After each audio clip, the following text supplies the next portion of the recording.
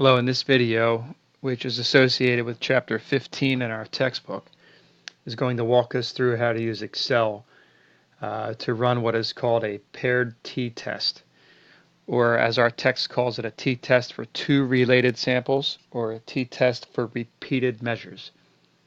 The difference between this chapter 15 with two related samples or repeated measures as compared to chapter 14 is that in chapter 14 you may have had two different samples, two different groups, but with different individuals in each of those groups. In this case here, we're focusing on the context of having um, uh, one set of subjects with two different measurements taken from each of those subjects. So the values in the one sample versus the other are paired together for the same subject.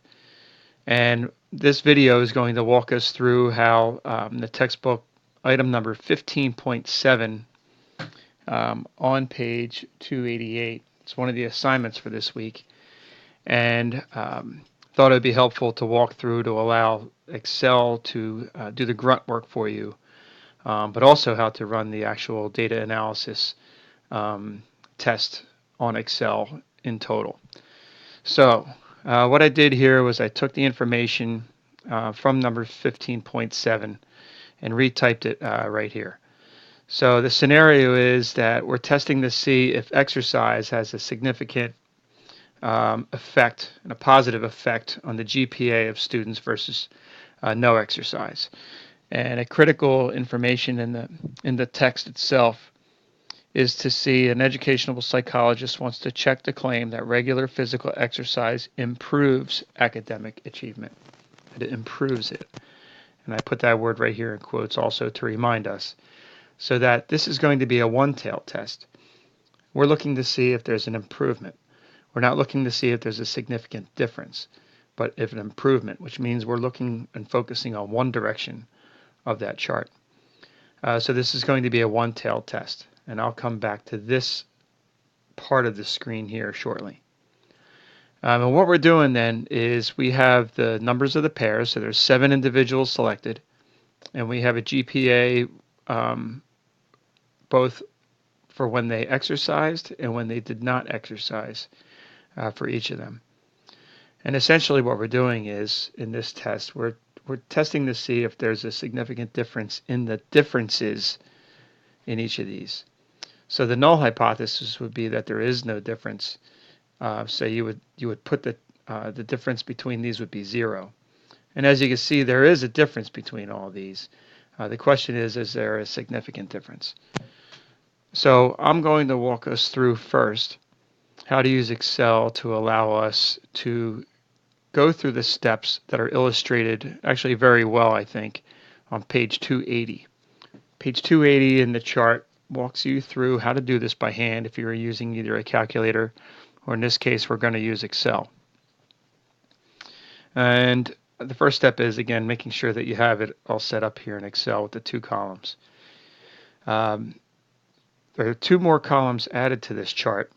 One is the difference between these 2 values. So what I did here was I set up the formula for this column to take the difference between the exercise and the no exercise GPAs for each of the pairs. So I subtracted this column minus this column. And you can see right here in the formula B3 minus C3. And I did that for each of these. And again, you can do that once you set it up for the first. You can drag it on down so it does it for all of them. And then the next column needs to be set up as this is the square of those differences. So for this column, I set up the formula such that it would take this value, which is the difference, and you can see D3 is the value it's taking, and it squares it. And I drag that down. You can set up the number of decimal points you want for each of these. If you go up to Home, and then you'll see here where you can change the number of decimal places you want for each of these. For this, I'm having it go out to 4 decimal places. There's a purpose later on. I'll show how rounding actually can make a difference. And then from here, I'm actually following the steps that the text has again on page 280. First thing we need to do is to find the sum of each of these columns. This formula then is the sum of the differences. This column here is the sum of the squares of the differences. Then I had to find the mean of the differences. The mean, if you recall, is you find the sum. And you can see right here in this formula, it says D11. So the value here of D11, which is 1.56, divided by the number of samples. So in this case here, we had 7 pairs. So I'm dividing that by 7 to find the mean difference. This is the average difference between these values. Then we needed to do is find the sum of the squares. And again, I'm following the formulas on page 280. And the sum of the squares, you can see I have the formula here. It's pretty complicated, but if you follow the steps, again, in the book on page 280, it walks you through it. Then you have the sample standard deviation of these differences, which is 0.16. And that information all helps us then to find what is the standard error, or the estimated standard error of the differences. And that value is here. And that standard error, if you recall, just like in the earlier chapters, is the sample standard deviation, which was this value right here, all right, divided by the square root of the sample size. And it gives us the standard error. Then the last part is finding the t-value. If you recall, for all of these, we're going back to the backbone of the normal curve, where we are comparing a t or ratio, which is the differences. We're finding where on that chart, where on that normal curve do we fall compared to what is called a critical t-score. We'll get to that in a second. But so my t-ratio or my t-score based on this information is positive 3.66. And that's our ratio right there. And again, I followed the steps on page 280 to lead us to that.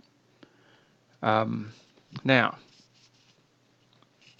if we recall that the information or the text says we're looking to see if exercise improves GPA, so we have what is called a one-tailed t-test. In order to compare our t-ratio from our statistics right here compared to our critical t, we use the table in the back for the t-scores, and that is table B. Now remember now it's a one-tailed t-test, so we go to the right side there of that table. And we know that the degrees of freedom is 6. The degrees of freedom is 6 because it is 1 less than the sample size. So I follow that column under, again, one-tailed t-test, degrees of freedom of 6, and if you read carefully in the text, they required in Part A there, using a t-test, the null hypothesis at the 0.01 level of significance. Most of the problems that we've had up to this point, we had a level of significance of 0.05. So in this case here, be careful and realize that we're dealing with a level of significance of 0.01. And in this yellow, in the yellow cells here, you'll see that I have already here the critical t-score for a one-tailed t-test with an alpha of 0.01 is 3.14, and that value is right there. And what we're doing again is comparing this t-score, and is this further out than this critical t, or is it closer to the mean, the difference is being 0, and it is further out, so we are going to ultimately reject the null hypothesis and accept the alternative hypothesis that the exercise does have a positive effect and a significant effect on the GPA. The other points I want to point out here is this. You'll notice that I have this whole chart set up already, where it has the t-stat, which in blue here is the same as the t-stat we calculated over here. It has a p-value, which in this case is 0.005. And if you recall, most of the problems that we had in the chapters previous, one easy way to make our decision is comparing the p-value from our data to whatever the level of significance is. And since I'm comparing to 0.01, which is the level of significance our text established, I can compare that this p-value is less than, which means I am further out in the tail. Remember now the p-value is the area under the curve from our point based on the t-score here of 3.66 towards the tail. So I'm further out towards the tail than the critical t, which would have yielded an area of 0.01. So this is another way of doing it. And again, the first part of this video was to walk you through how to allow Excel to do that for you. I do recommend taking your time and getting used to playing around with the formula rules and allowing Excel to do the hard work for you. But the other thing I wanted to point out, and this is for the second part, this will be brief, is to how to allow Excel to run this test from the start for you. So I'm going to reproduce this on the next sheet and walk you through how to allow the Excel to do this for you. So on sheet 2 here, I have the same original information. What I'm doing again now is running what is called a t-test for paired values or related samples or repeated measures. Many different ways to say it, but Excel calls it a t-test for paired samples. So if you notice down here, again, I went to data, and I went to data analysis, and then the tool pack here gives us a variety of t-tests. We have already in this course used the 2-sample t-test. We are now running what is called a t-test paired 2-sample, and paired again because these values are paired for the same subject. And I hit OK. And it's going to ask me, all right, so my first variable, I'm going to highlight the Excel column here, the exercise column for variable number 1. For variable number 2, I'm highlighting the no exercise column. The hypothesized mean difference. This value is always going to be what our null hypothesis is. And in this case,